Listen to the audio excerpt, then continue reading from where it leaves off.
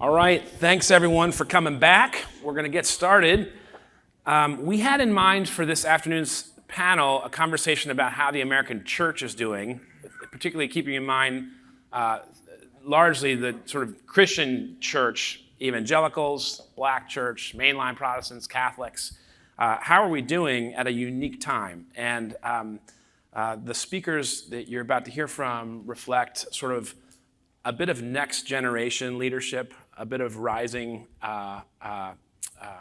generation leadership, and we're in for a real treat from them both. I think you're really going to enjoy this. We want basically to talk about how the American church is doing with sort of the rising generation in mind. There was a guy that was around Faith Angle for a while called Peb Jackson. He was around Josh's team of people as well for a while. He died about 2 years ago. A wonderful person, died of cancer. Knew Mike Cromedy really well. And he basically said, try to find more next generation pastors who are up and coming, who are still actually building and doing new things, as opposed to those who are in their 70s or in their late 60s. Sometimes we had those voices speaking, which is great too. But Charlie Dates is a prominent pastor on the south side of Chicago, a black church there, and Josh is a gifted philanthropic leader in the Bay Area. And we've all watched the Gallup numbers about how the American church in general is doing.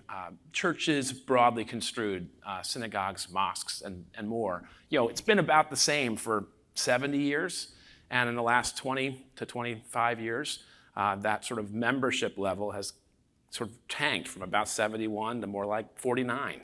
And it's hard to understand exactly what's going on. So we want to get into some of that, but also, as we said, some of the sort of voices of renewal, especially from exile. For Charlie especially, we want to ask, how does power and socioeconomic difference and proximity to the poor and commitment to reconciliation impact a community's fruitfulness? And from Josh, how are these priorities reflected in philanthropic giving by some of the country's wealthiest Christians, certainly evangelicals, but other Christians as well? So the idea here is to sort of look at prophetic, exilic community and some of the things Charlie's been working on that have been modeled in the black church for centuries, to ask if they can today be a bit of a source for chasing hope. So just to quick introduce each of them, Reverend Dr. Charlie Dates was raised on the south side of Chicago, was heavily influenced by MLK and W.E.B. Du Bois, Frederick Douglass, Harriet Tubman, Sojourner Truth, and Mary McLeod Bethune. He holds a BA, despite actually studying journalism at the beginning. He holds a BA in speech communication and rhetoric from the University of Illinois Champaign-Urbana, and an MDiv and a PhD from TEDS, from the Trinity Evangelical Divinity School, which incidentally is the same school Nicole has a theology degree from.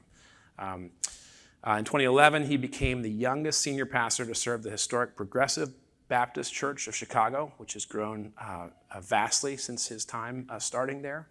He's widely invited to preach at churches and conferences and universities throughout the country. He's an affiliate professor at Baylor, at the George W. Truett Theological Seminary there, at TEDS, and at Wheaton College. He's contributed substantially to 2 different books, and he's working on his own, which is entitled What Hath Justice to Do with Righteousness, out next year. Josh Kwan is president of The Gathering, which is an interesting learning community of philanthropists who are motivated by their faith to give humbly and steward wisely their resources. He previously co-founded Praxis. He was a partner there, which is a creative engine for redemptive entrepreneurship.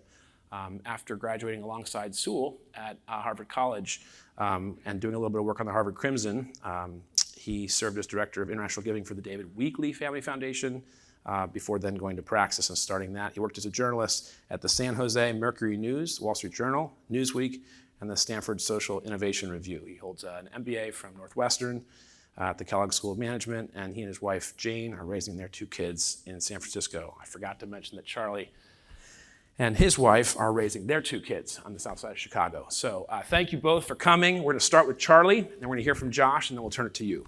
Charlie, Faith Angle, floor is yours. Thank you, Josh. And Josh, good to be with both of you. Let me begin by saying how humbled and honored I am to be in Miami in March, here with each of you. Just one addition, I also pastor the Salem Baptist Church of Chicago, which is the largest black church in the state of Illinois, probably one of the more influential churches in our nation. It's crazy. I'll tell you about it later, how all of that goes together. Just since last year? Yeah, starting in January of 2023. So I served 2 churches in Chicago. The opposite of poverty is not wealth. Brian Stevenson said in his book, Just Mercy, in too many places, the opposite of poverty is justice. I think that line, written 10 years ago, is perhaps fresher than tomorrow's newspaper. It is the story that frames the communities that I serve, the legacy out of which I emerge, and in a real sense, the underpinnings of my ministry in Chicago and beyond.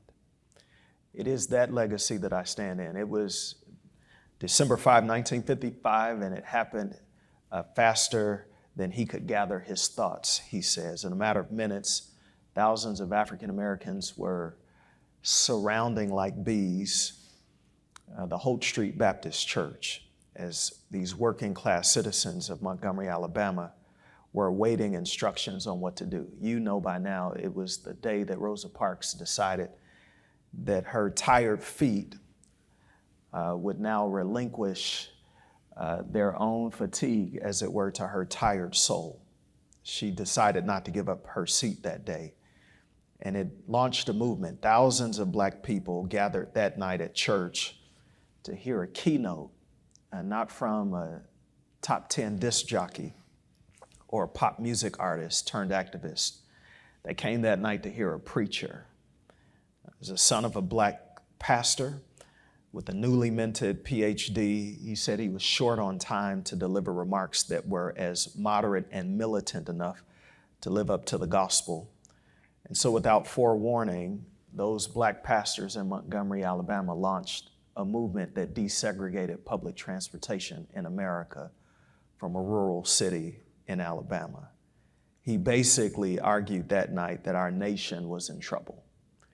It sounds familiar because Frederick Douglass, on July 5, 1852, in the presence of the President of the United States, took a text. He read Psalm 137, and he gave it a title. By the rivers of Babylon, he said, there we sat down and wept as we remembered Zion. We hung our harps on the willows. And in that moment, in front of the President of the United States, Frederick Douglass described the mourning of enslaved people as more tumultuous than the celebration of the colonist. He asked a question that we still ask middle of the year. He said, what to the Negro, what to the enslaved person is the 4th of July?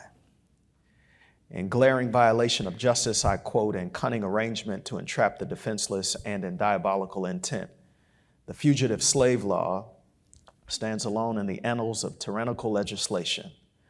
I doubt if there be another nation on the globe having the brass and the baseness to put such a law on the statute book. I take this law to be one of the grossest infringements of Christian liberty. And if the churches and preachers of our country were not so stupidly blind or most wickedly indifferent, they too would regard it as such. At the very moment that they are thanking God for the enjoyment of civil and religious liberty and for the right to worship God according to the dictates of their own consciences, they are utterly silent in respect to a law which robs religion of its chief significance and makes it utterly worthless to a world lying in wickedness. It was as if Frederick Douglass was warning us from a century before that religious liberty in America has almost always been a facade for white supremacy. The nation, he said, was in trouble.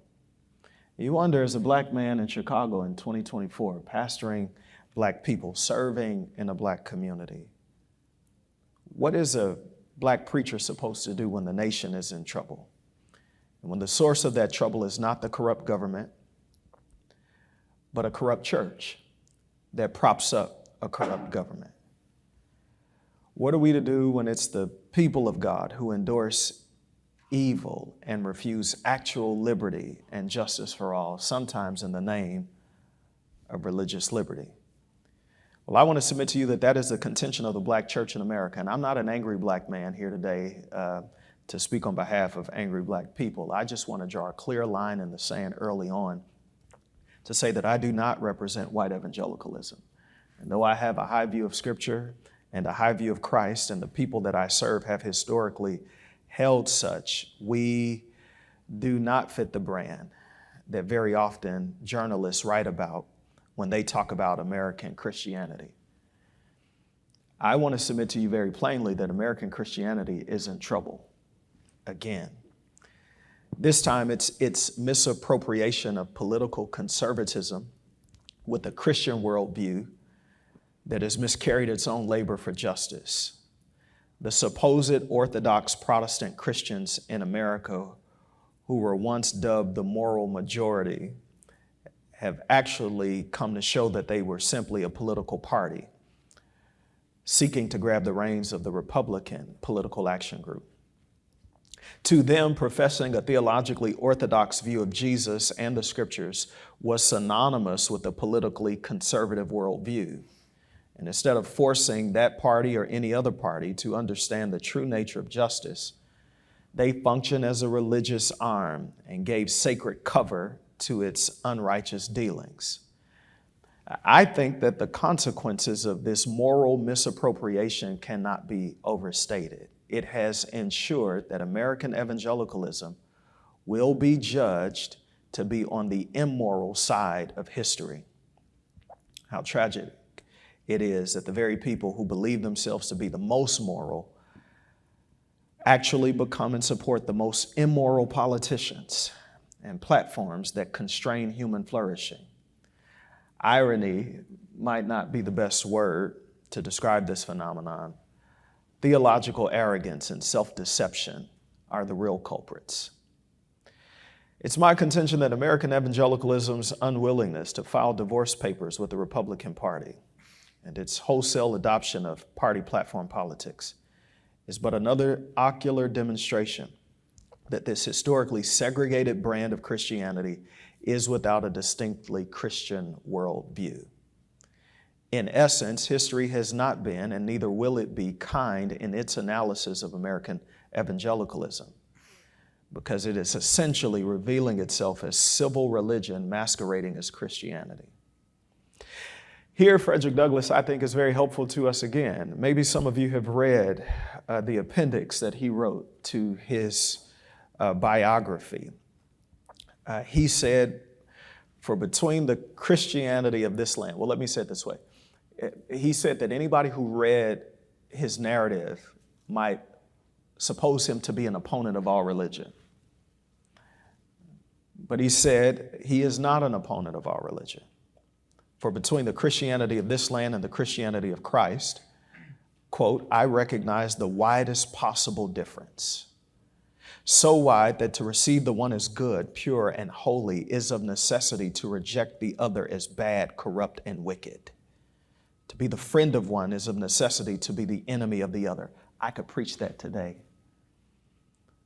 Really, what passes as Christianity in America versus what is really authentic Christianity, I believe, are diametrically opposed to the other.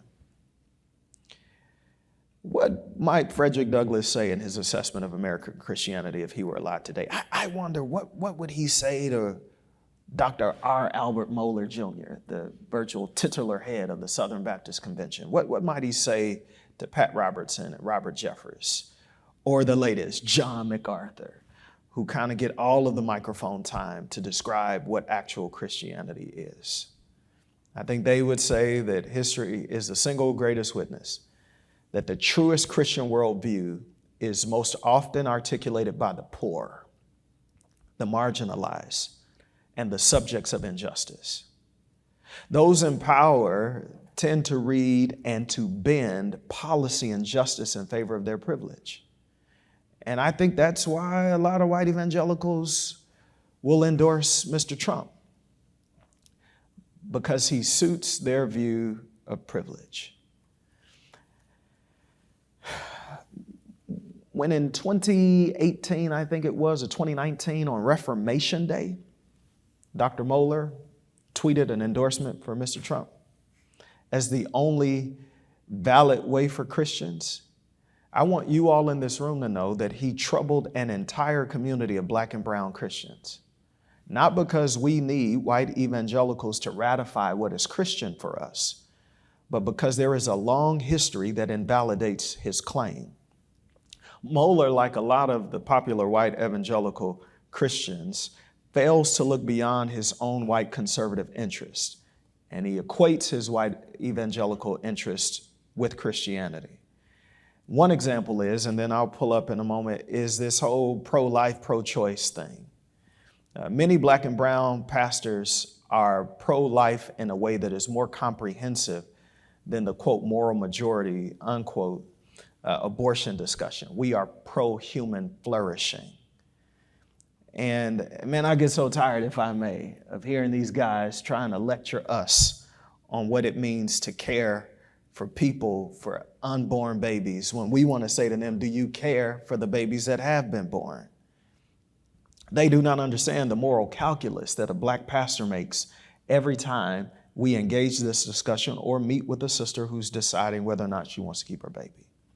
And it's a calculus, quite frankly, that I've tried to explain to him personally, so I don't have any problem saying it in front of you all.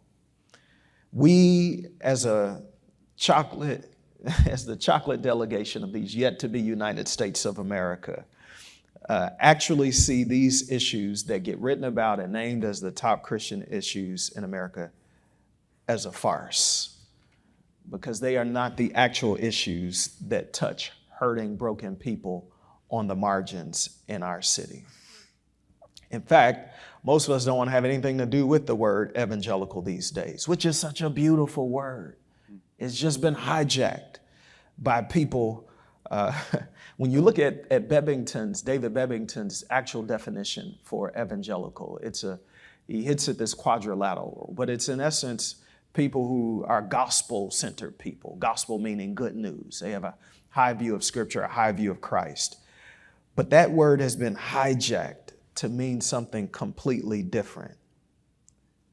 And really, the injustice that has been done against Black and brown people. Because the people who got the word, they actually ignore the concerns of Black and brown Christians and make us collateral in their exploit to get White House power. But I'm here today to say to you all, we will not have it. We will not participate, and we have not been complicit.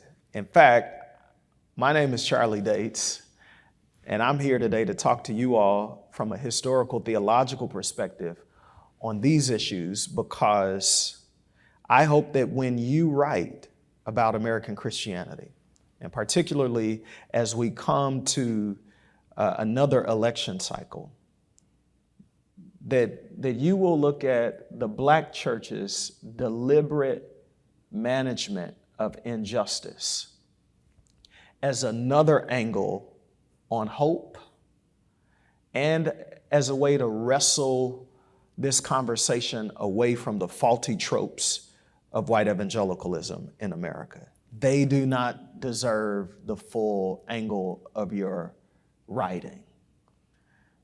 And I think that what you have the privilege of doing is giving America a truer sense of what actual Christians are doing on the ground in some of our cities. Black Christian faith, historically and theologically, has set waiting in hope of the power of God to be made manifest while exercising real strategy.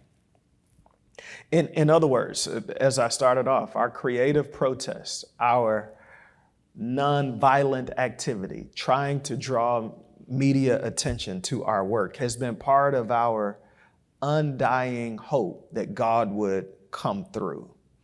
Even if it didn't happen in their generation, previous generations of Black Christians have fought and clawed and bled and died and marched so that a chocolate man like me could be sitting in front of you here today. Now, for those of you who may not know how the Bible frames this, that old King James at Hebrews 11 says, now faith is the substance of things hoped for, the evidence of things not seen. For by it the elders obtained a good report. I'm here after lunch, and I know your metabolism's slowing down, and so I don't want to bore you, but let me tell you one of my stories. My mother used to bake cakes for us. This is before you just go to local Portillo's and pull a cake out. And we would actually get the flour and the egg and the vanilla extract and all of that. And she would let us mix them. Some of you have used a hand mixer before. It's such an impoverished life if you haven't. You should try it one time. She would let us use it. So you can imagine me as an 8-year-old just sitting there and stuff is flying everywhere. And so we would get it ready. She'd let me pour it into the container and put the container in the oven. But I couldn't wait. I just didn't understand why it took so long. We just blended the cake. What's going to take? And she would say, no, that cake needs to cook. And then after it cooked, she would be sure that it would sit because she didn't want the inside of it to fall in. So it had to sit for a while. And then we'd be able to put the icing over it. But to help me with my waiting, she would remove those spindles off of the mixer. Because you could do that. And she would hand one to me and one to my brother. And you should see my little tongue stuck in there trying to get all of that off. She gave me something to wait for. Faith is the substance of things hoped for. She was letting me taste what was in the cake was on that spindle. I just couldn't have it yet. But she gave me a glimpse of what it would be like. I think that has been the story of African-American Christianity in America. It's been a willingness to wait on the cake to finish. That even in that analogy, God would take what doesn't seem to go together and make it work. Could you imagine, by the way, all of the stuff it takes to make cake that doesn't taste good by itself? Who just eats flour by itself? Or who takes vanilla extract and just like a shot, just throws it up? Or raw eggs? In isolation, those things are not good. But when you put them together, I saw some of you eating out there. I'm surprised at the way you're looking at me. When you put them together and it cooks, it is so good. And I think our collective experiences around injustice and enslavement and maltreatment and miseducation and the lack of funding in our schools and divestment, living in food deserts, and all of that's bitter. But our ministries have said and have taught us that if we wait on God, God is able to take those things that don't seem to go together, weave them together, and bring them out to produce something that is good. And that's not only our story, I think it's the testimony that people need to hear at a time when they feel hopeless, because when you have no one else to turn to, and when you do not have access to power, when you're not sitting at the center of the empire, your only impulse is to wait on God. And so our particular view of God as one that does not let those who perpetuate injustice go free, but to raise our gaze that we serve a God who cares for the oppressed, for the marginalized. And that is how we've managed injustice. It's been theological. We know that God is not pleased with it. And so our churches sit in the center of public witness and social action. Right now, I'm flying out, Lord willing, to be back for Election Day, the Illinois primaries tomorrow. One of the members of our church is running for the Cook County State's Attorney. His name is Clayton Harris. Cook County is the second largest county in the states, and that's the equivalent of the district attorney. Well, he's the endorsed candidate by the party, and he's a black man, aerospace engineer, Howard-trained lawyer, teaches at the University of Chicago, just a wonderful pedigree. There's a white woman running next to him who is not the endorsed candidate. She just stepped down as a judge to run for this office, and they gave her $1 million in one day last week, Thursday. She's gotten several millions of dollars from ultra-right-wing MAGA Republicans. She's running as a Democrat. And many of you know that Chicago is infected with carjackings and youth violence and gun violence. In fact, as a matter of fact, if any of you have ever been to Chicago or shopped on Michigan Avenue, you know how beautiful it is. It has a 30% retail vacancy right now. And people are scared. But the woman who's running against the brother from our church, as a state's attorney, prosecuted a 10-year-old black kid for supposedly murdering an 80-year-old white woman who was 2.5 times his weight, but with no blood evidence, no corroborating testimony, nothing. Turns out that it was a coerced testimony. The decision was overruled, but to this day, she will not apologize. And Chicago has this long kind of history of essentially district attorneys who protect the police and who further a narrative against Black and brown kids. So what does that have to do with anything? Well, our church now is in the middle of this. And she tried to Jeremiah Wright me this weekend. They started running TV ads with my sermons on the ads, but this is what I'm trying to convey to you. The Black church has not gotten involved in the public square to, in essence, claim power. We've done it to defend the defenseless, to fight for those who have been weak, and to argue that justice is righteousness in the public square. So we have opposed injustice in our preaching. We've opposed it in our activism, in our arts, and in our entertainment, in the academy. And what I hope you guys will do, quite frankly, and then I'm going to stop here, is that you'll help us oppose it in your writing. That you will give a fair and qualitative hearing to like real Black churches and brown churches for that matter, and pastors who can demonstrate what it's like to thrive on the margins when you do not sit at the seat of power, how you can actually overcome and bring future generations with you. I think I better stop there before I get into deeper trouble. It's no trouble at all. Thank you. It's great. Thank you. Josh Kwan. Sure, thank you. Maybe I'll start by just sharing a little bit of an introduction on what the Gathering is, and then go from there. So the Gathering is a collection of Christian families who are motivated by their Christian faith, inspired by the Christian faith to give wisely, generously, effectively, hopefully humbly, towards the issues and causes that they see in the world and in the church. Right? And so we help them try to gain exposure to what's happening in the world. We help them develop a more spiritual maturity in their own personal lives, how they lead their family and their children and raise their children well. And we do that by bringing people together to learn from one another and to learn from experts. Okay? And I should say that I think there's actually quite a bit more in common that people like you who pursue the vocation of journalism, we share with people who pursue faith. And I say that because I think there's a common respect and admiration for the pursuit of truth, right? And to stand up against the abuse of power, that we are cheering for the underdog, the downtrodden. We care about people who are, we want to advantage the disadvantaged. And we care about the widows and orphans and the stranger.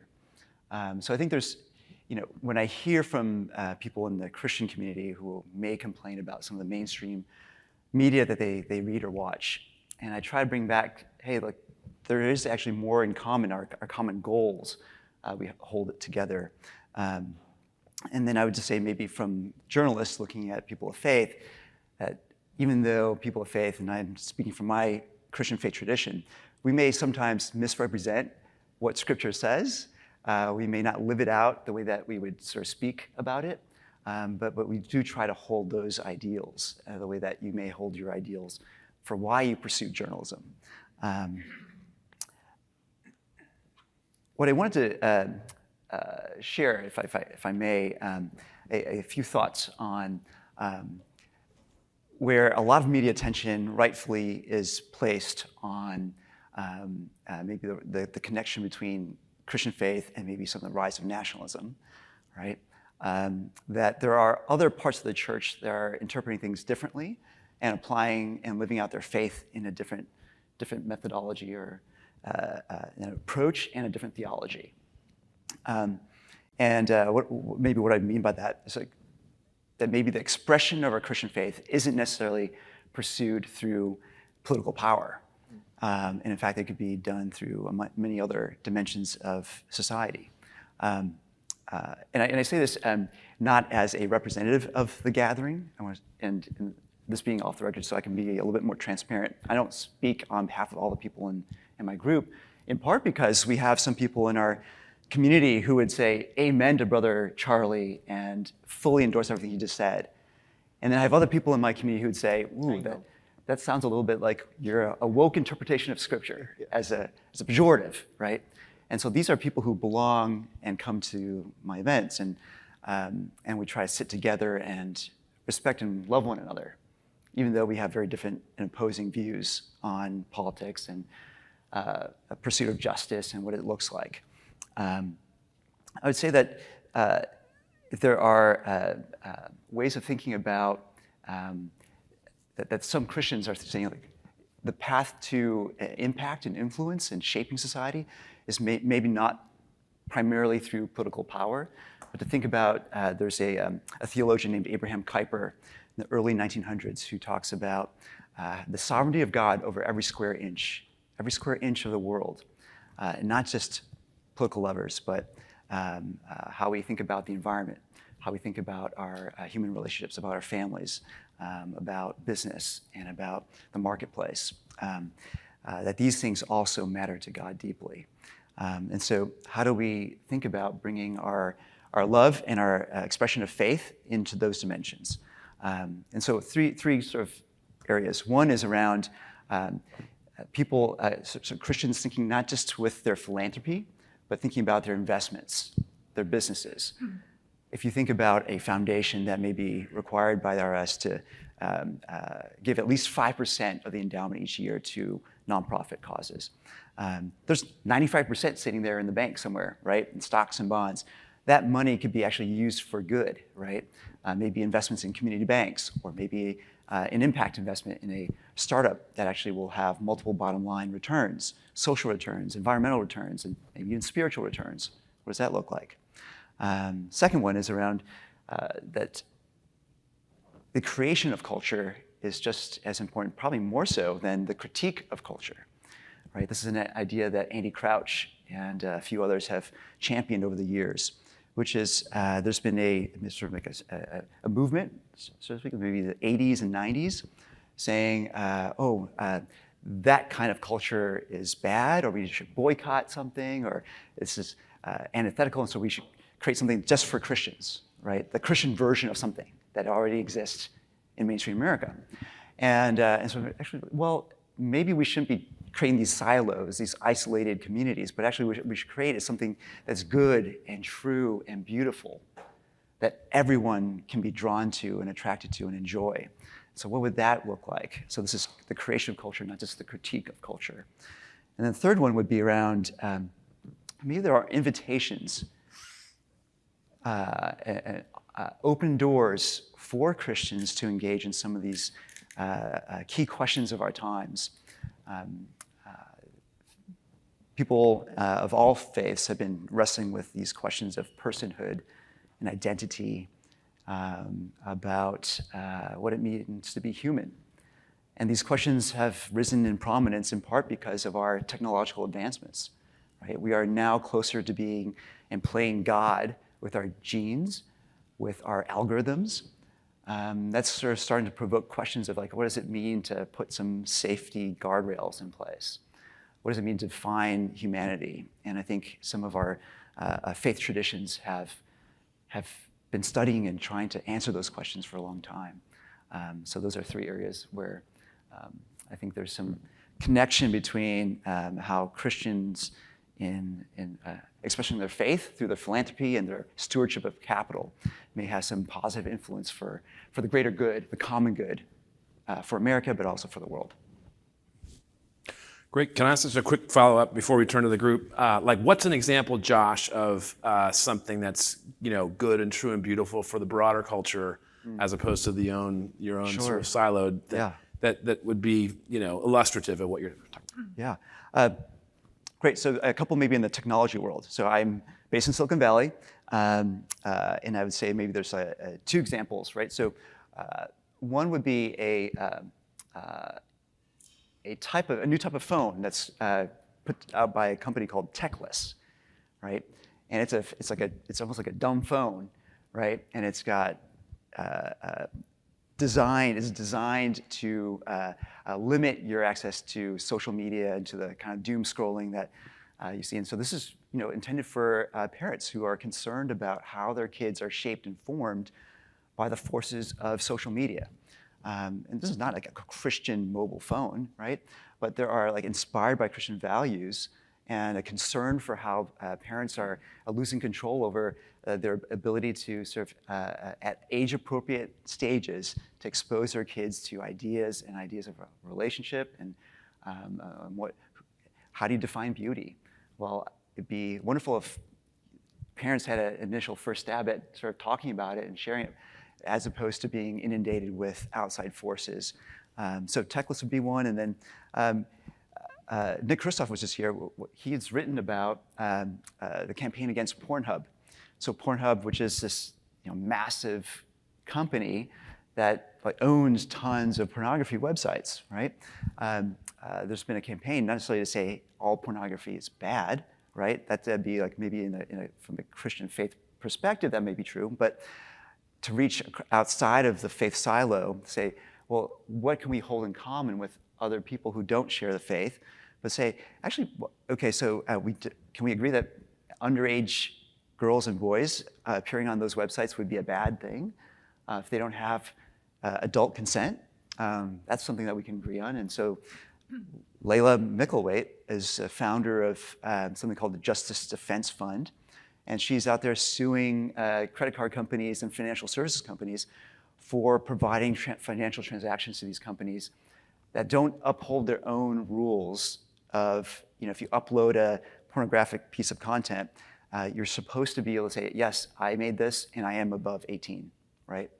So if you're not upholding those rules, well, yeah, then you maybe should be sued and not be in business. And so someone like Nick Kristof can sort of write about that issue. And this is a company, or it's a nonprofit that has a for-profit arm, right? Because to do the lawsuit, it takes money to fund the lawyers for the lawsuit.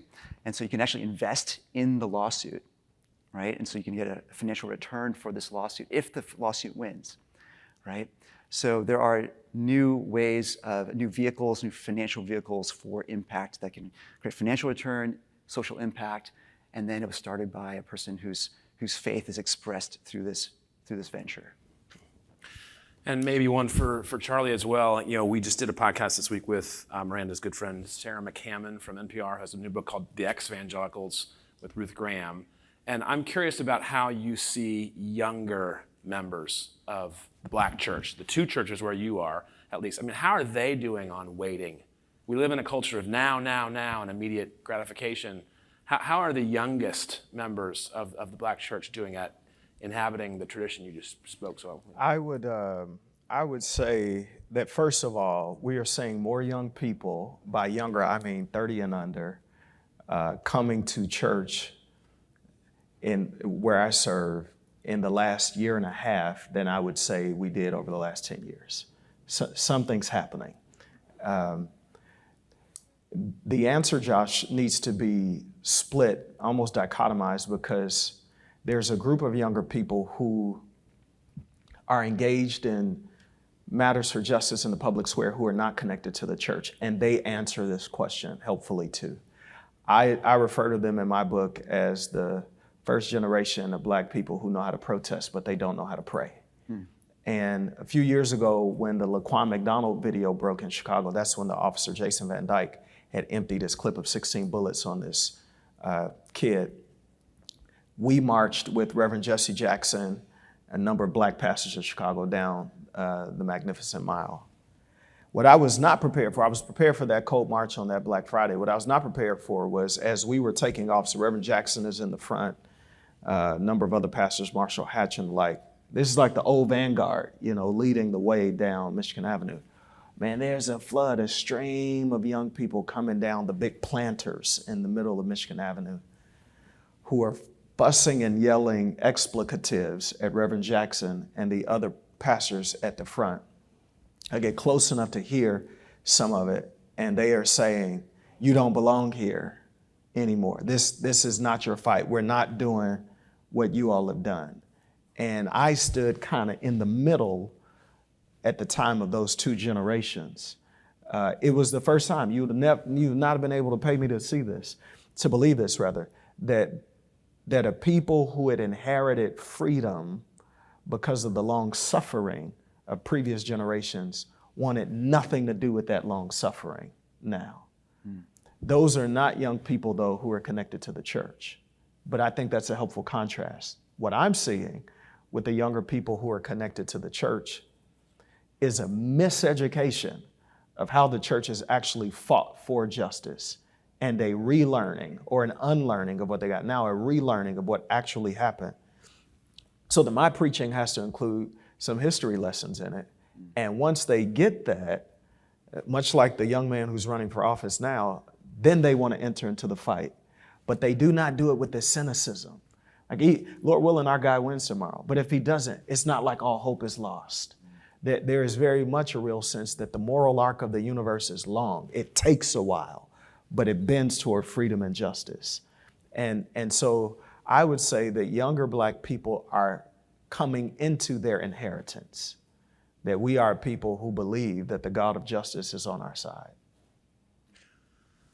Matt Kaminsky, Politico. Thanks. Reverend Dates, two questions that are kind of sort of related. You mentioned that more young people are coming to church now than the last 10 years. I was curious, why do you think? Tell us a little bit more about that. And then Joe Biden has a young voter problem, and are you finding that these young people who are coming to church are politically engaged, excited about this race? And one thing that will be seem a bit tangential, but how do you explain the rising support among African Americans for Donald Trump, who's sort of now pulling about 30% of them compared to 10% when he first ran in 2016? Yeah, so those are some heavy questions. Let me see if I can get at all of them. Number one, there's a major voting problem. I can speak about our region in Chicago. In the last election, less than 30% of the electorate actually cast a ballot. Younger people are not voting in Chicago. We will see, based upon the Illinois primary tomorrow, how those numbers stand in contrast. And I would say to you that it's not necessarily younger Christians who are not voting. It's just that demographic in general, I think, is not motivated to go to the polls. I remember going to vote for Barack Obama. I shouldn't tell you who I voted for, but I remember going to vote in a certain election in 2007 or 8. And early in the morning, my wife and I went, and man, the line was an hour and 15 minutes long at 7:30 in the morning. We had not seen such palpable excitement. Now it happens, we know Mr. Obama, we've been around him and from Chicago and all of the like. But that kind of excitement and enthusiasm around an issue or a candidate simply does not exist right now. And I don't know that Mr. Biden or Mr. Trump are encouraging that. What I do know is that we're driving people to the polls tomorrow, and some of the young people in our churches are driving the buses that are taking people to the polls. So there is that helpful contrast. Why young people are coming now, I don't know. I'd hope that that against the backdrop of despair, hope is being discovered in the message of the gospel. I'm doing my best to simply proclaim the truth as I read it. I also hope that some of my youth is working to my advantage right now, that, there's a younger chocolate pastor in the city coming of age that's also attracting younger people to the work that we are doing. The Donald Trump question is an enigma wrapped in a mystery, concealed in a parable that nobody has an answer to in a real sense. I do think that there is an attraction to the fact that Mr. Trump says whatever he thinks and he seems to get away with it. That there is a dismay with politics that is inauthentic. Even though he is wrong, and I don't know, I was talking at the table with the journalist I had the privilege of having lunch with. I don't know another human being, really, or another ethnic group for that matter, who could get away with the stuff that he's getting away with and has gotten away with and still be on the top of the ticket. There also is this fascination with the fact that America is losing its prominence, and it is felt in our cities. So we have the governor of Texas has been shipping thousands of Venezuelans to Chicago. And there's a big measles breakout right now with the migrants in these shelters. And now our city doesn't have the infrastructure to handle it. And so when you see federal funds going to house migrants and you feel the threat of measles outbreaks, but you have no grocery stores in your neighborhood and you have underfunded schools, and you are at the very bottom of the very bottom, I think that a lot of Black people are disillusioned by what they see, and they sense Mr. Trump's insistence that America first and America only. They think that it means them too. But they don't know that America first and America only has never meant Black and brown people. And then I think you have some wealthy Black people. I know some Black men who they want to be like him, as terrible as that sounds. And so they appreciate his brass and his baseness. And they don't know they're really trying to be like Mr. Putin. But there it is. Josh Miranda. How about Christine Emba with The Atlantic? Sorry, I feel like I may have jumped in front of some people in the question line. Oh, no worries. We got time. Go either. Okay, great. You ready, or Matthew Watkins? Sure. Well, I mean, my first question to you, Charlie, was also about the Black Trump voter. I feel like that was like 4 people's question. So I won't ask it again. But I was interested in your description of protesters who don't know how to pray. And how would you describe the difference, actually, like in their modes, in their methods, and the ability to wait or not wait? Like what does this new generation look like in contrast with the older generation? And then to Josh Kwan, I had a question too about, I mean, you said that you live in San Francisco right now. I'm interested in how you see faith existing, probably not ascending. It seems to be kind of relegated further to the background, especially among the most prominent like tech investors who are much more interested in non-faith, almost a sort of personal, either a personal faith or a personal nihilism. Like, what does that look like in your experience these days? All right, if I may, to the question that got asked but didn't get asked, I do think that this is a helpful note. I think that there are a lot of Black people in America who are disillusioned with the Democratic Party because they view the Democratic Party as having lobbied for our interest, our votes rather, come to our churches around election season. And yet, at least since for the last 40 years, have not delivered on substantial legislation that's changed the experience of Black and brown people. We know that the Voting Rights Act, the Civil Rights Act, a lot of these have come through the Democratic Party. But quite frankly, a lot of Black and brown people do not sense that same level of progress. And this has happened in Chicago, they have voted against the Democratic Party. The challenge is, it's almost like the devil you know versus the devil you don't know. When Black people, say for instance, have voted for a Republican governor in the state of Illinois, things got worse. They did not get better. When Bruce Rauner became our governor, we lost all of our mental health institutions. But beyond that, there is this frustration that the Democratic Party has taken advantage of Black and brown people. That's another angle of vision to get at Mr. Trump. Now, I know you all, a lot of us probably don't equate Mr. Trump with the Republican Party. But I think the disillusionment with the Democratic Party moves them toward another candidate. Your other question, or your next question about the protest and pray line, I would say to you that every significant advancement for Black and brown people, Black people especially in America, by and large has come through the Black church. from the abolition of slavery to the senators elected in Reconstruction who were pastors like Hiram Revels, to overcoming Jim Crow and getting through the civil rights movement, to even now battling the new Jim Crow. The Black church has not been wrong at every one of those corners that we've turned. However, in the last 60 years, we've seen a growing number of Black people, young people, who have no affiliation with church at all.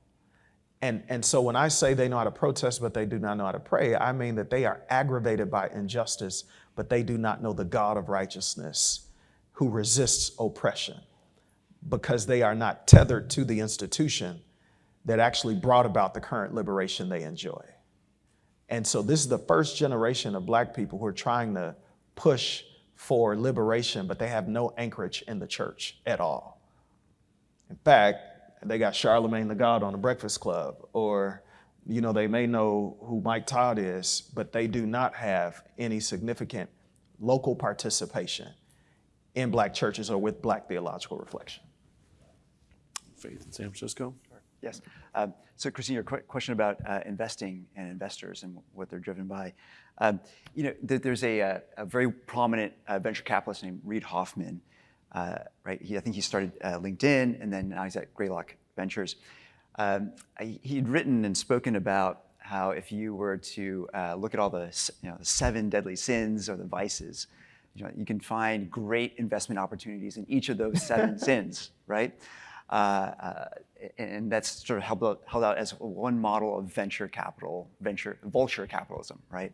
But I think there's, as this area of the country thinks of technology as the panacea for all of our country's ills or society's ills, there's also been a recognition that maybe the humanities need to be paired with the engineering, that you can't just sort of design something and just purely optimize features without considering the long-term ramifications for optimizing for those features, right? So I think that does present an opening for people of faith to offer, like, oh, this is a worldview that may help us interpret what directions, what is the purpose for this technology, what direction should we move towards, and I think that's been fascinating to see that there's a group of people in Silicon Valley and San Francisco who are pursuing the optimized self, right? You measure everything about yourself, your sleep,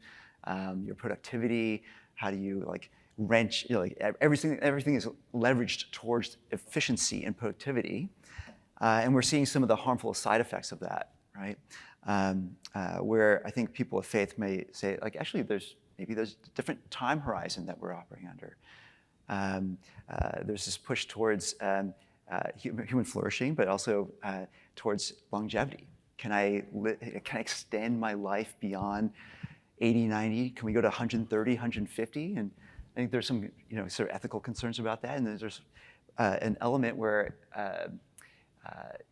do we want to live that long? And should we be living that long?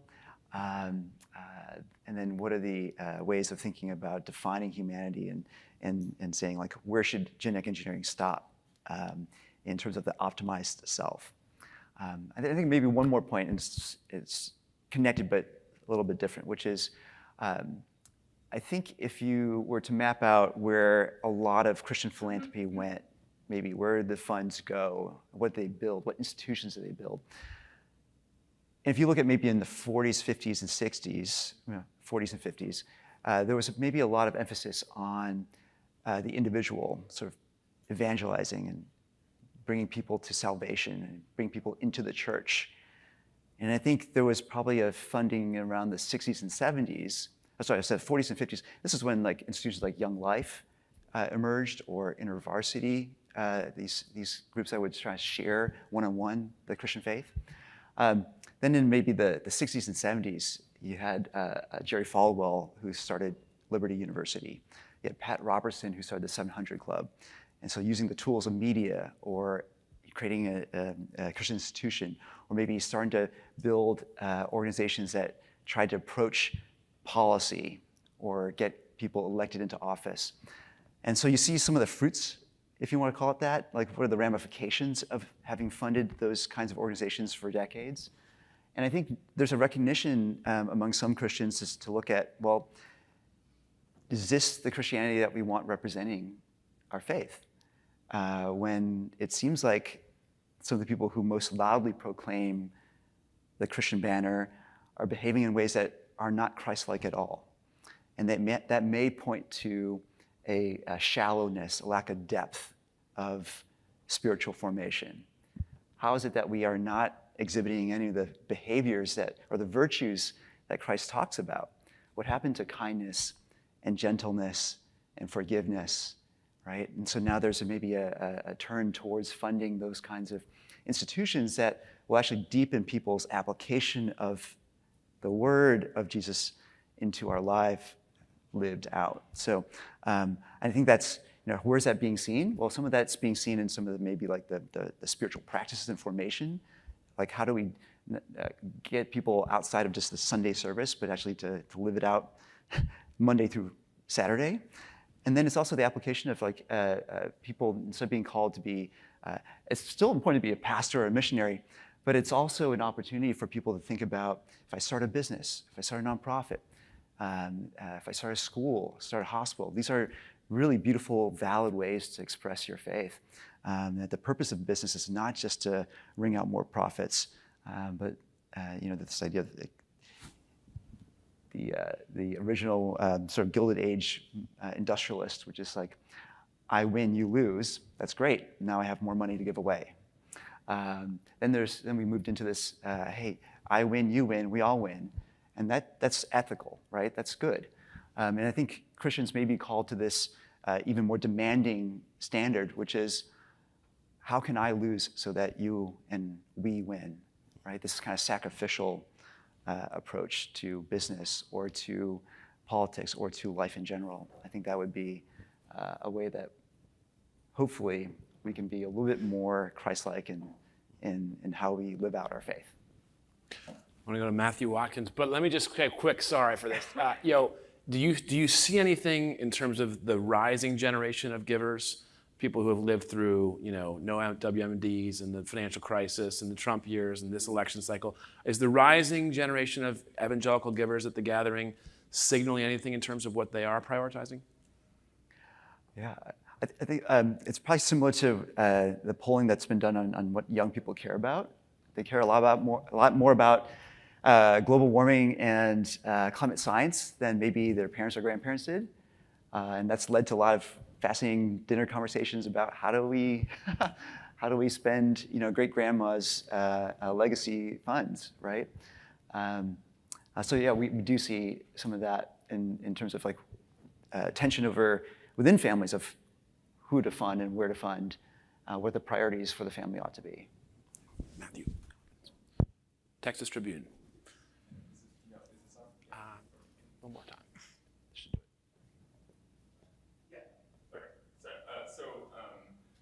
Y'all really got me thinking about kind of the idea of who gets held up as a representative of Christianity or evangelical Christians and things like that. And it made me think a little bit about an occasional conversation I have with our reporters at the Texas Tribune about sometimes be thinking about whether the loudest voice in a community is necessarily always the most representative voice in a community, and how someone who is seeking out a certain amount of attention might be taking particularly extreme or polarizing positions in order to get that attention. But also, I think when those are the voices you're hearing the most from, it can breed a certain amount of polarization kind of in both directions, right? Certain people who maybe view that as, okay, this is the model of how a person in this community is or should be thinking, or on the other side,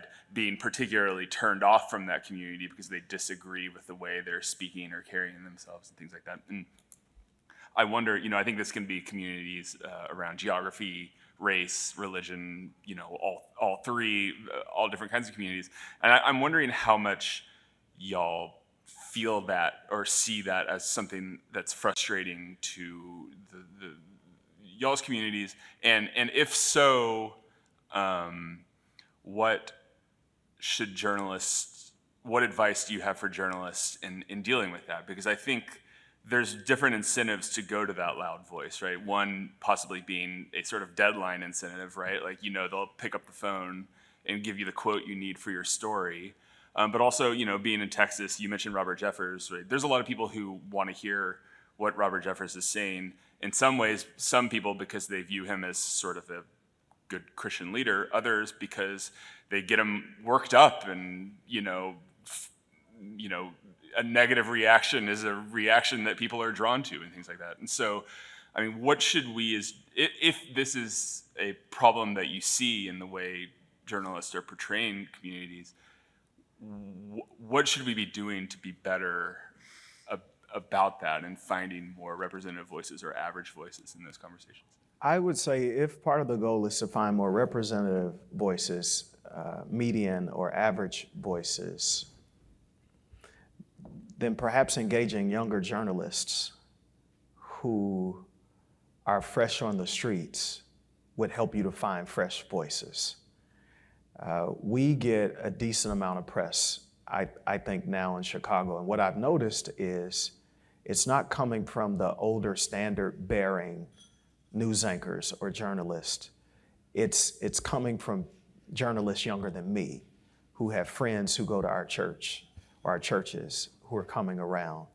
And it's kind of catapulting us to the larger media scene. I was on the airplane last night getting in and got a hit from our local ABC station that wanted to run a story last night on our voter drive turnout.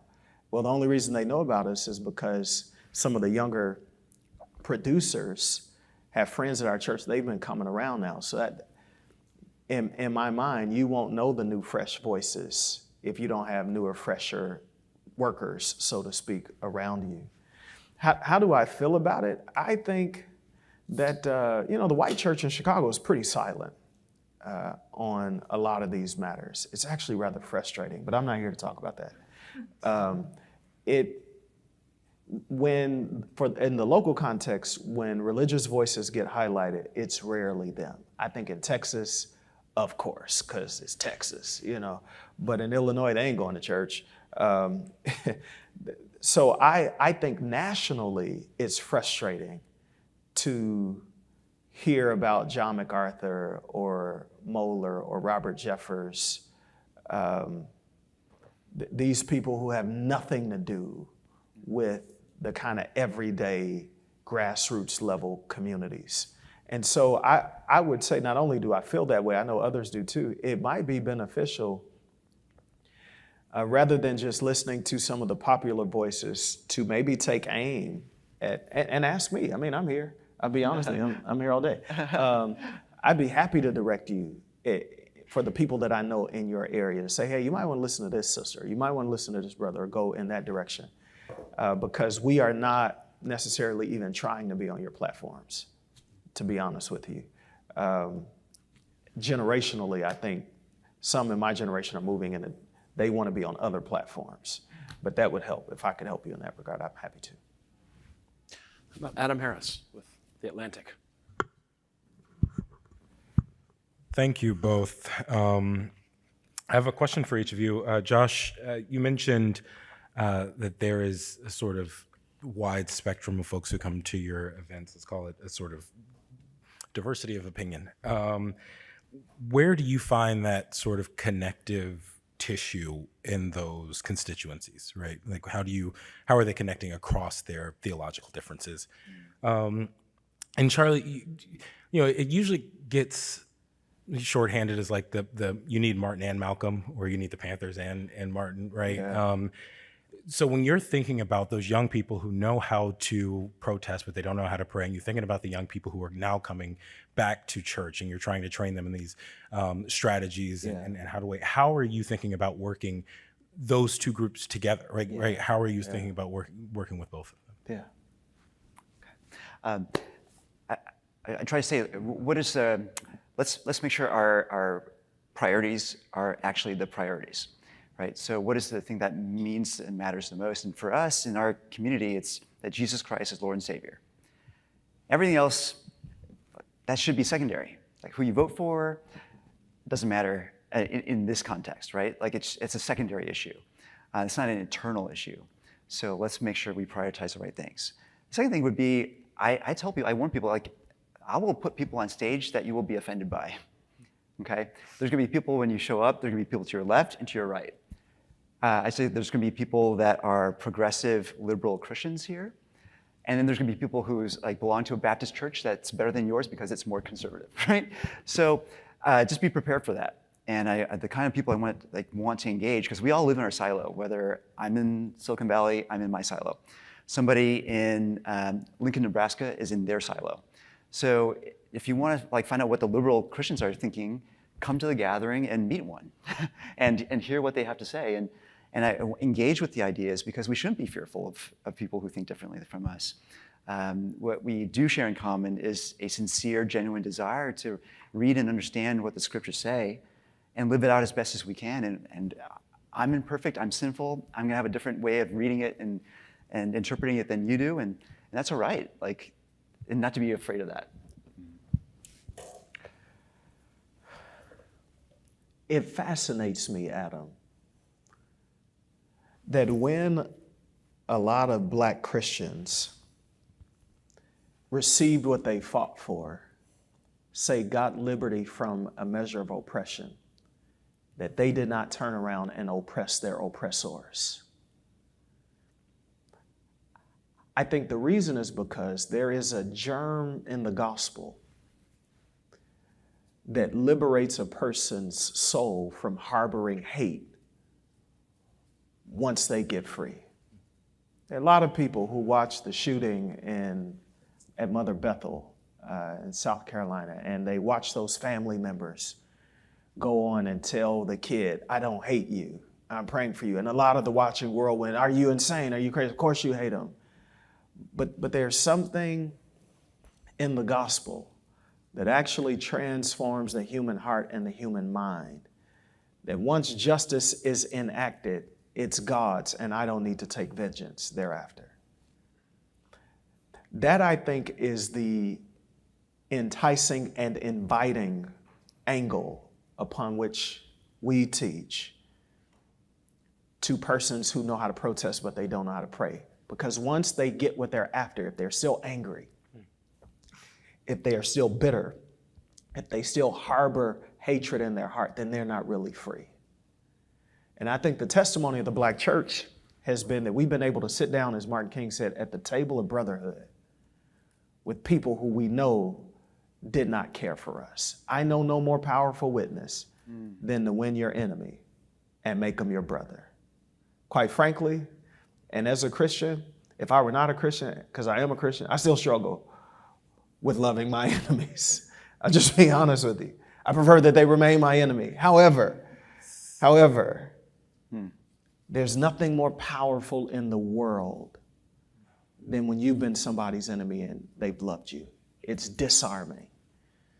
And when you know, we see these videos, you watch in the 50s and the 60s, people getting beaten by dogs and hosed down, and they do not retaliate. Oh, it does something to the human conscience, which is why I think that when President Johnson, everybody else saw those images, it moved them. That's love. And the goal of our work is love from a pure heart. That's how I'm trying to bring those two together. Afternoon preach. All right, Molly Ball, you're up from the Wall Street Journal. Hi, Molly. Hi, thanks so much for all of this. Is that working? Yes. So much of what is happening in the white evangelical church seems to me to be a triumph of market forces, right? We've seen over and over again pastors who do try to push against some of the politicization of the church. They go out of business. People go to the church down the road where someone's talking more like a Robert Jeffress is. And those voices are loud and because they're popular, they are representative. A lot of these political, right-wing evangelical leaders are giving people what they want. So I guess I'm wondering if you have experience delivering hard truths to a congregation or trying to guide people to be more in touch with they're better angels when what they may want is more to have baser instincts fed. And if you have any thoughts on how spiritual leaders can do that more effectively in spaces that have been taken over by this toxic politics. Oh my, what a great, thoughtful query. I would perhaps, I wouldn't say push back, but maybe look at it from a different angle, the first part of what you said. I think of Transformation Church in Tulsa, Oklahoma, where Mike Todd is. It's busting at the seams. He doesn't touch any of this. I know, love, respect, and highly regard Bishop T.D. Jakes down at the Potter's House in Dallas. Doesn't really seem to be vocal about any of these matters. I know he cares about them, but doesn't. There is a swath in black churches where the leadership does not engage with these issues, and yet they thrive nonetheless. I personally have had, so the migrant crisis we have in Chicago, this is so funny to me. It's not funny, but we did an outreach. Our young adults wanted to do an outreach around Christmas where we gave coats and food and shoes, and it was so moving. There's a little kid in a video, 2 years old, who has no shoes in Chicago in December, walking down the street, and his mother is bringing him to us. And so we're taking care of these migrants from Venezuela. And so I was so moved, I preached a sermon at Christmas called Jesus, a Migrant in Crisis. And I looked at the angle of the fact that his mother and father had to rush him off to Egypt to avoid this tyrannical king. And I mean, I did my good exegesis, Josh, whereas I did it, Nicole. I translated the original text. I was careful to read everything in context. I read multiple angles on it. I had a sure, sturdy sermon. Man, those people didn't want to hear a word I had to say that Christmas day about Jesus, a migrant in crisis. 2 weeks ago, I make a passing reference to how the migrants are faring in Chicago. And I say something like, when you see people coming and they seem to benefit from all of the resources that you feel like rightfully belong to you. The church erupted. December to March, they hadn't moved at all. They hadn't moved at all. But I think it's part of my prophetic responsibility to turn the cannons in on my own people so that where they are wrong, I'm not pandering to them from the pulpit. And they can know that when they come, that word is going to cut them and heal them both ways. We are not a political party. We are people of the gospel. And so by the grace of God, at least in our context, I don't suffer for it. If anything, they give me a pass because I've been wrong before. They give me a pass, but more often than not, they go back to it and they see in it what I'm proclaiming. Please go. Please. Yes. That maybe the appeal, the seduction of market forces may be in fact part of what's been wrong with the American church. That the desire for a platform or for influence instead of preaching the authentic, genuine scripture has maybe led some of our churches astray. The prophet is a prophet. Like, what's the nature of the prophet? It's the person who's like railing against the he's not typically the person who has all the most followers, right? He's the person who's sent to exile, or he's got, he's like crying in the wilderness. Why isn't anyone listening to me? That's the prophet, right? And so the persistence of the prophet is that I will keep preaching the truth even if no one's going to follow me. And so it shouldn't be about, can I get more people in attendance? It's like, am I preaching what is genuine and true? Ashley Parker, Washington Post. Thank you both for doing this. I have a question for Reverend Dates. You were describing the scene of the protests after the death of Laquan McDonald, and kind of being struck by the young people coming in through the planters on Michigan Avenue, saying to the older generation, you don't have a place here. And it seems like you straddle those two generations. And it seems like, if I understood your story correctly, what they were disagreeing on is sort of maybe urgency and tactics. Where do you think that balance should be? I think the disagreement was, yes, urgency and tactics, but it was also the moral foundation of the argument. It was on what grounds do we consider this wrong, and how then do we repair it? The second part of it, so that's the first thing that my mind latched on. But what you asked was, how do we repair that? No, not even how do you repair the rift between the generations, more that just it seems to me that it's different people agreeing on the same goal, but differing on how to get there, right? To the long arc of history bending towards Yes. justice. How do you get it to bend that way? And where do you think the balance should be? Yeah, no, it has to be aggressive.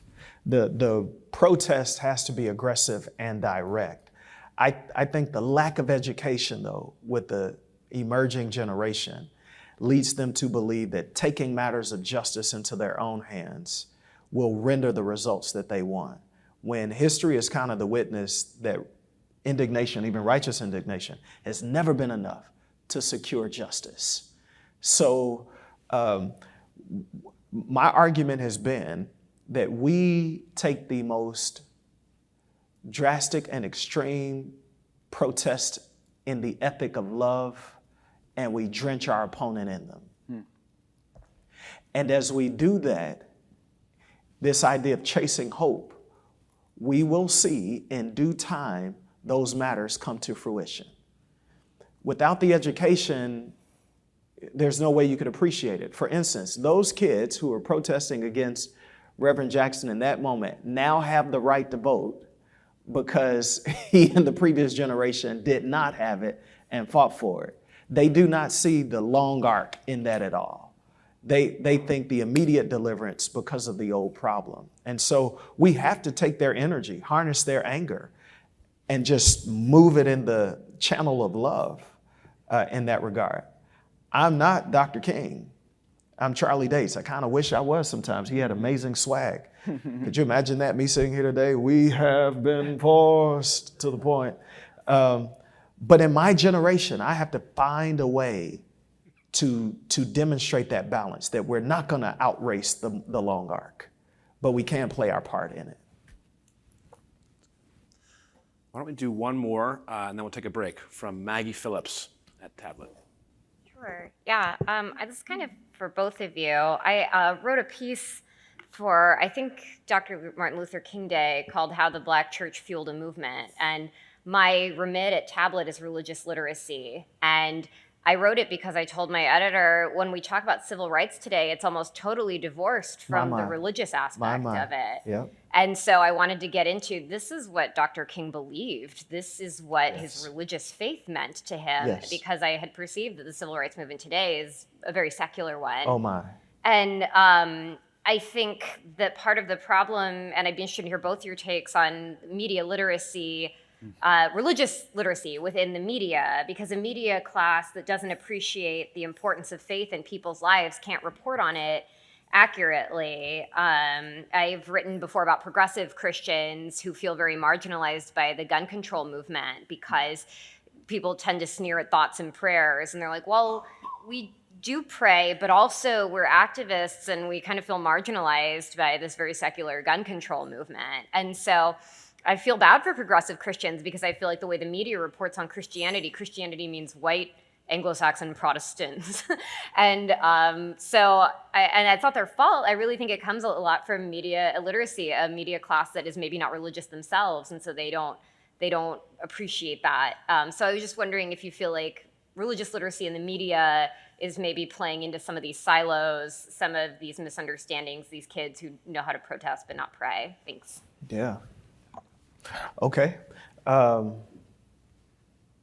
I don't want to make this so personal, but it's the best way that I feel like I can get at what you're saying. I wholeheartedly agree.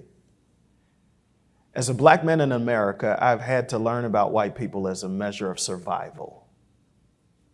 My peers have never had to learn about me. So much of our curriculum bent and skewed toward their story, so little, if any, bent toward mine. I can only imagine what the religious and ethnic illiteracy rate is like in the media. Because some of the basic revelations I feel like that are made when I talk to reporters have been generally understood for years. And so when you say, Maggie, that what Dr. King believed fueled who he was and what he did, something inside of me leaps, because he was a man who was not after fame. He was not after money. He wasn't even after power. I mean, President Johnson asked him multiple times to join his administration. He gave all the money away from winning the Nobel Prize. His wife said he wouldn't change the carpet in their home because he didn't want people coming to the house feeling like they had new furniture and new carpet. But all of that was motivated by a conviction. When Jesus said, foxes have holes, wolves have their lairs, but the Son of Man doesn't have a place to lay his head. He was enveloped in a Christian ethic, which quite frankly, I think made him unafraid to die and gave him the grace to call out evil without concern for the consequence. So you do not understand a Martin King, and you do not know how to interpret a generation today without that context. I wish I could teach a class on that. Maybe Josh, good, you can make that happen one day. I mean, if there's a Zoom or something we could get on, I could just give you a basic overview. This is actually my area of research, which is why it resonates so deeply with me.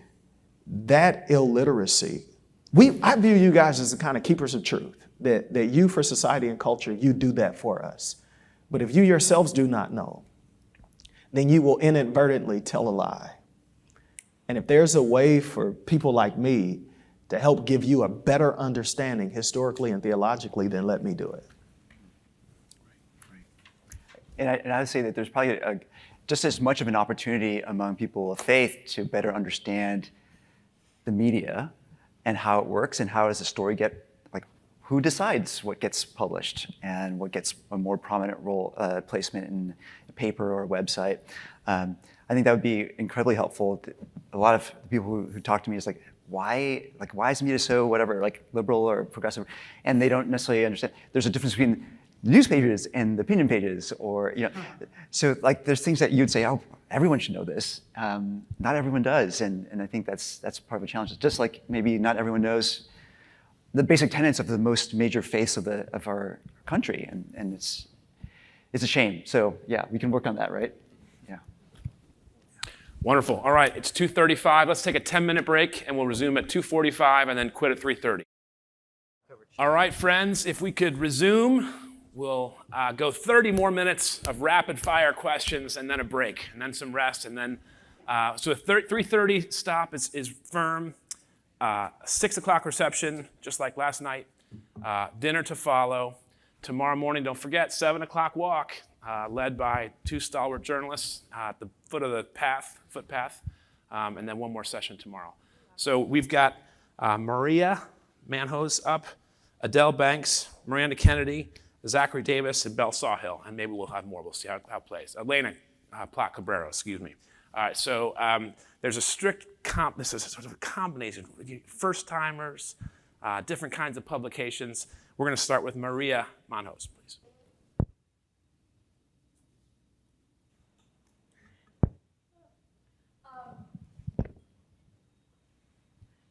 My question is about religious liberty. I've been doing some reporting on this topic, and since it's been on my mind, I was interested in, Reverend Dates, you mentioned religious liberty as sort of a cover for white supremacy, I think you said. And so I wanted to ask both of you your view on religious liberty and maybe its ideals and where it falls short, and to what extent to what lengths should Christians go to install their values into law? I think we need religious liberty regardless of who or what you worship.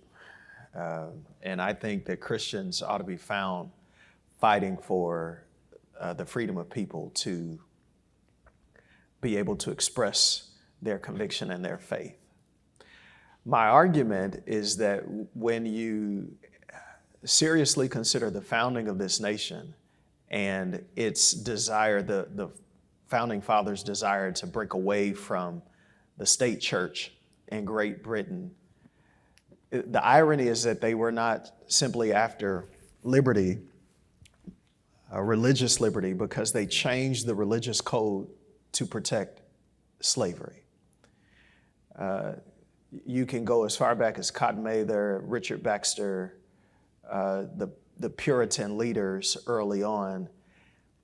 They were using the desire to have freedom to worship God in their own way. Really, they were, at the same time, they were delimiting it in its full force in this regard on African people, because they would never declare us fully human. I was just talking with Christopher about, he's making the argument about the Declaration of Independence and the Constitution. The notion of inalienable rights and liberty and justice for all. Who is the all in that document? Women, no. African people, no. White men, yes.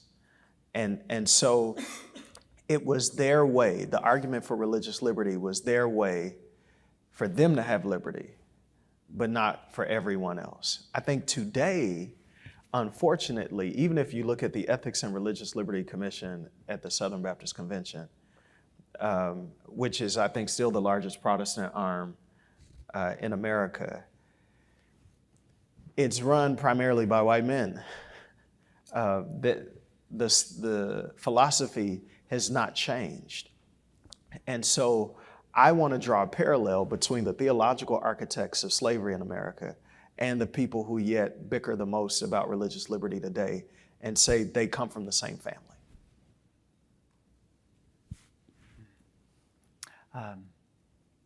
This is probably far beyond my pay grade for entering into. I would just maybe point out that if we look historically at where Christianity or the church has spread fastest grown most significantly, it was during times of persecution, when it was not legal to practice the Christian faith. And that says something, I think. And I think it also says something maybe a little bit worrisomely, if that's the right word, that maybe there's a very small handful of voices who are now, in the Christian world, who are now turning against the idea of religious liberty because they would rather it just be one particular religion. And I don't think that's not the majority view of people who profess to be Christian.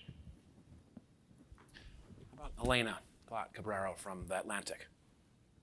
Thank you all both so much for doing this. I have a question that is sort of informed by the fact that I am from Alabama. I still consider myself an evangelical. I'm very stubbornly holding on to what I think is the original meaning of that word. Grew up in the Southern Baptist Church, which is to say, I know a lot of people. I know a lot of people in the white evangelical space, and at an individual level, what I also know is that a lot of them will support Republicans because Republicans are oftentimes the only ones they actually hear talking about God at all, even if it is kind of perversely weaponized, and they're using Christ as kind of a false totem for whatever it is they want to promote policy-wise. I think it's often seemed that there's not an option among Democrats that in sort of constantly pushing back against the white evangelical church, it seems to me there's often a vacuum where a positive articulation of Christianity could be taking place. And I don't know if that's because a lot of Democrats running for office today don't necessarily identify as Christian as much, or they just, are not as comfortable talking about it. But I would love to know about more of kind of y'all's encounters with people who, are probably very involved in the Democratic Party and what they feel about the articulation of Christian values on their side, and whether, in perhaps not talking about it as much, that could be inadvertently ceding, Christian values to the Republican Party. Maybe if I would say, I think one of the benefits of having seen different minority groups have a greater voice in, let's say, even in a business setting, they're now sort of like, they call them employee resource groups. There are employee resource groups for people who are gay, or for Asian Americans, or for, right? And there are some that are for people of faith. And I think in that setting, corporate America has something to show the political world, which is that bring your whole self to work, that concept, right? Whatever identities you belong to or that you advocate for, that you celebrate, bring that to work and feel free. And I think Christians feel comfortable saying, oh, I'm a Christian, just like, oh, I'm a Alabama Crimson Tide fan or whatever. Like, Yes, and absolutely. and, right, Not and- Auburn. yeah, Roll Tide, right? So there's a sort of safety to bring all of yourself into these, and if people don't hear from the Democrats that they have any faith at all, it doesn't mean. I think it doesn't matter which faith you bring, or maybe an articulation why someone doesn't believe in anything. At least you're talking about it. That gives other people permission to talk about why they do believe in something, and there's a little bit more like, oh, this is, I can actually talk about this. Like, there's room for me to share. If it's like taboo topic, that makes it sound like it's sinister.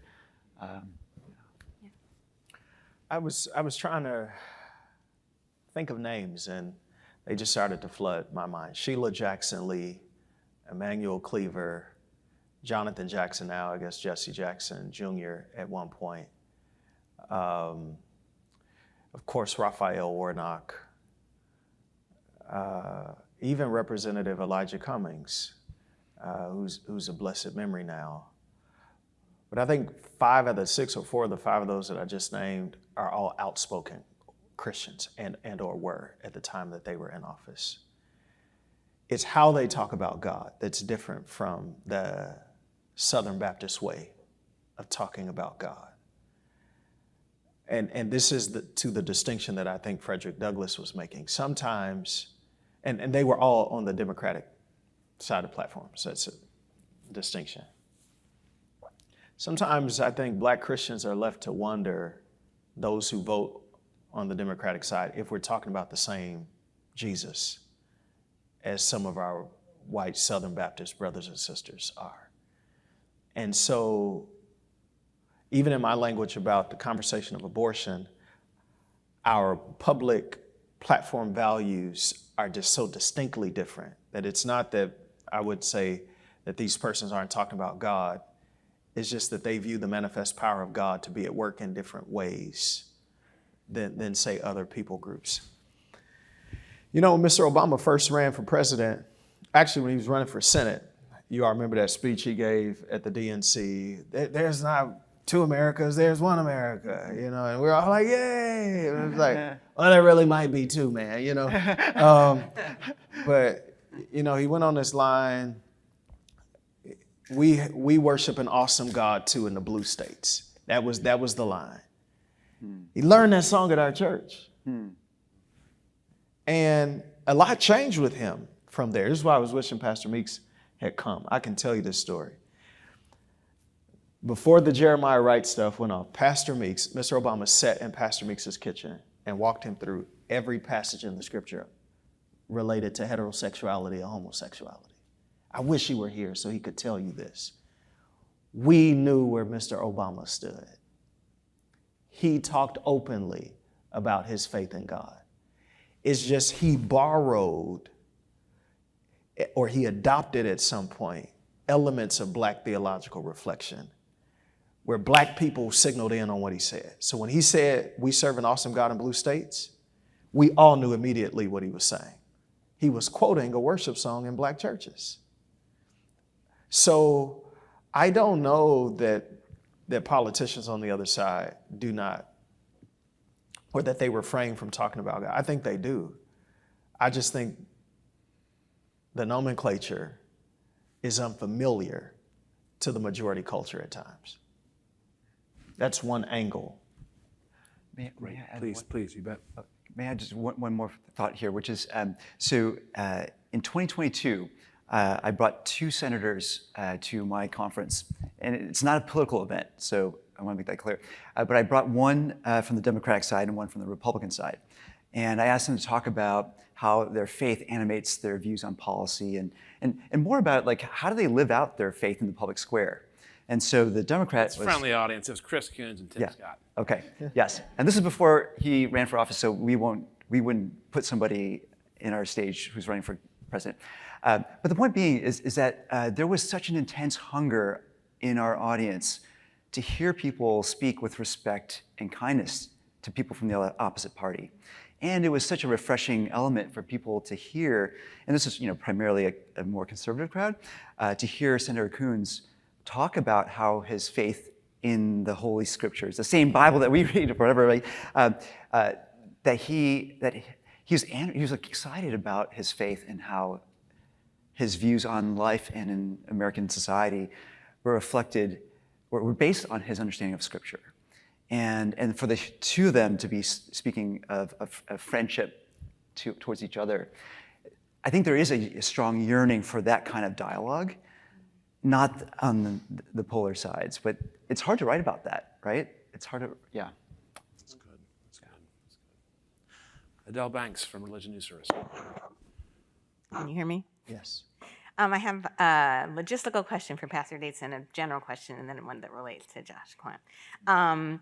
It sounded like at the beginning of your talk, you were going to talk about your quote-unquote crazy life leading these two congregations. So I wanted to know if you would go back to that and describe what that's like. Oh, God. And and I also want to know how you define each of the two congregations and if they're different from one another, whether either of them uses Black evangelical or the word evangelical that you talked about being beautiful isn't even used amongst either of them, and which of the various denominations they're part of.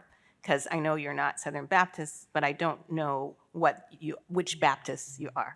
And then related for Josh Kwan, I was wondering how much Black Christians, if they call themselves evangelical or otherwise, are involved in your gathering.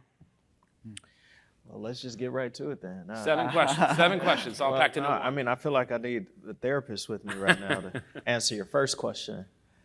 I don't know how I'm doing this other than that God has given me a strange capacity right now. This is not the way I saw my life going. All right, so 2018, I felt called of God to a larger assignment, and the floodgates open. I don't want to bore you with them all. And when my pastor approached me about coming to Salem, I had been at Progressive. As my wife and I prayed about it, we discerned that God was calling us to Salem, but he was not yet telling us to leave Progressive. That just does not happen. These are two very large, influential churches. Salem is ginormous, Progressive is large. The fact that it has not fallen apart over the last 15 months is a sign that God is at work.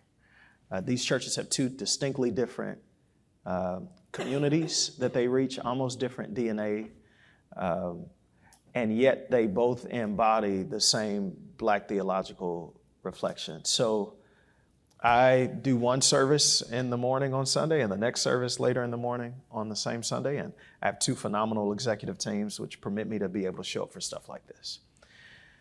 So just pray for me. When I sit down and think about it, that's when I start to get jittery and nervous. I don't know how long this will continue. I have no ambition to be anything other than what God has made me to be. I'm totally fine with being normal and being home. I have a burden, which is why I'm doing what I'm doing. My life, I'm convinced, is meant to be spent in this way right now.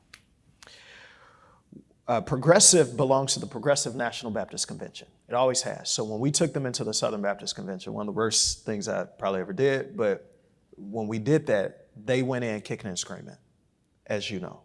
They did not want to go. Those elders told me ahead of time, this is not a good decision. But they went with their young pastor at the time, said, we'll go. And then when it didn't work out, they said, hey, it's okay. We told you. The Progressive National Baptist Convention started from a split with the National Baptist Convention over the Civil Rights Movement. Martin King did not have a home when J.H. Jackson was president of the National Baptist Convention. It's a true story. J.H. Jackson, who pastored one of the most influential Black churches in Chicago, wanted nothing in the nation, wanted nothing to do with the Civil Rights Movement. Some of King's friends, Gardner Calvin Taylor, Vincent Booth, they said, this won't work, we've got to split. So literally, that's how the name Progressive was chosen. And remind us, when did you swap back from the SBC to Progressive? I did not swap back. We were always dually aligned. Okay. When did you leave the SBC? I don't even know we were in there for 15 months. Somebody here might know better than. But whenever Moeller and that group did the CRT, statement. 6 white men in a room presidenting these universities. 3 years ago, something like that. That day was the day. Right. Strangely enough, I had just had a conversation with Mohler about some of this stuff, but that's neither here nor there. It's not for you to write about. But so progressive still is that. Salem has never been a part of any of the national conventions formally. I think that will change because I believe in the benefit of a network or a denominational structure. I can promise you it won't be SBC. Or anything else BC. Why don't we try for 2 questions in a row, and then we'll close it, and then we'll adjourn, okay? So Matthew Watkins and Zachary Davis.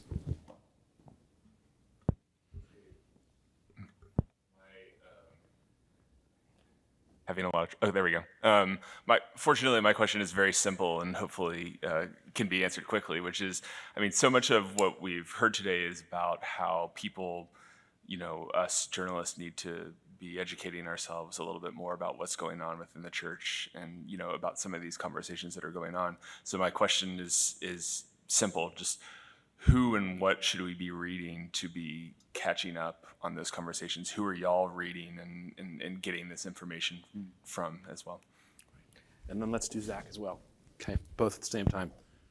My question is not simple, not short, but it can be answered simply and shortly, perhaps. The panel was called "The State of the American Church," if I recall, and I'm interested in the state of the American Church and just what you're seeing. I was very encouraged that you're seeing more young people come to church. In the Latter-day Saint community, the last 15 years have been a bloodbath. Well, shouldn't use that word. Too late. Has been, we have seen a real exodus of a lot of people. A lot of people are leaving, a lot of young people are leaving. It's very difficult to hold young people. And I'm curious if that's something that other Christian confessions are seeing, is the difficulty of commitment and attendance and activity. And if we are seeing this decline of Christian communities, like, to what do you attribute it? Social media, polarization, careerism. And finally, you mentioned it can be good for Christians to be a minority. And, a lot of the pain of the evangelical community is losing power. So I'm interested in the gifts of being a minority. And both Mormons and the Black church have experienced being, the minority, learning from the majority. And I wonder what Christianity in America will look like when all Christians understand that they are a minority. Sources in the state of the church. All right, I'm going to give you a few names. Lisa Fields, who's at the Jude 3 Project, somebody I would look up right away. You guys know Christopher mentioned, you probably know Esau McCauley, who writes for the New York Times op-ed department. Justin Giboney, Giboney, who runs the AND campaign out of Atlanta. He's got a book out there. We've got another one coming out real soon. The manuscript is just approved. Charlie Dates, that's a guy I like. His book is going to be out soon, but you can read some of the other things that he has read. And feel free to write a review once his piece comes out at the top of next year. Tyshawn Gardner, Gardner. He's a new guy at Baylor. All of those, and we could say Jackie Hill Perry. So the 2 sisters and the 3 brothers that I just mentioned, for the most part, maybe with the exception of one, right from the Black church experience. I will let Josh go about why the decline of Christian participation in America first, and then I can talk about the gifts of being a minority at the end. Let me add real quick. I mean, Christianity Today is worth keeping an eye on, I think, and Russell Moore stuff out of there. Ruth Graham is great to follow on the Times. Comment Magazine's a new one, connected to this group a little bit. Michael Ware, his Center for Christianity and Public Life. Lots of resources. Yeah. So Mike Ware, from a Democratic perspective, 2 votes for Charlie Dates and also for Esau McCauley. John Tyson is really great. He's a pastor of a church in New York City.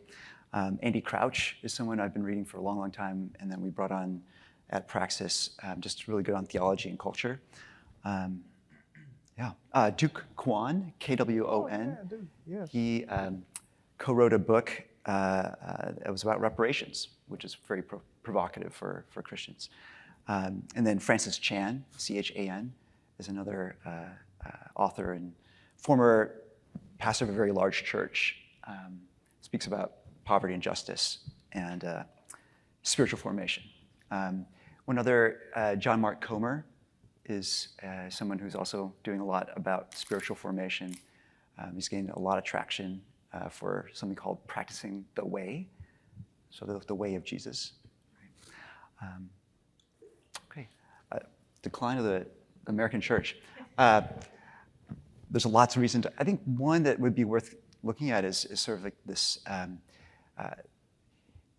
no a better word maybe than just the hypocritical nature of some of American church leadership.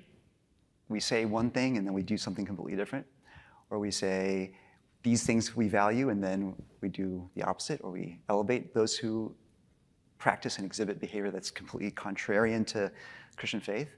That's kind of a problem, right? So you lose trust in leadership, you lose trust in institutions.